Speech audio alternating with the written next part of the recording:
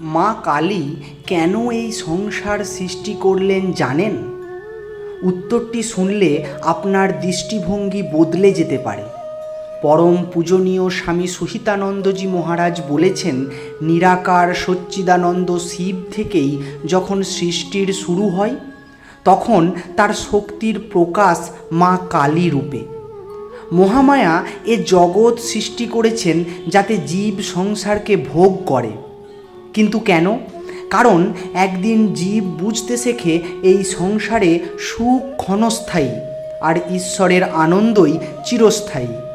আরও গভীর কথা হলো, মায়া যতই শক্তিশালী হোক, মানুষের অন্তরে রয়েছে সেই শক্তি যা মহামায়ার বন্ধনকেও জয় করতে পারে। এই সত্য উপলব্ধি করার জন্যই মহামায়া বিস্তার করেছেন এই সংসারের জাল। আপনি কি ঈশ্বর পথে এগোতে চান?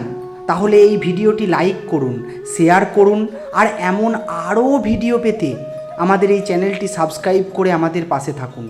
ধন্যবাদ।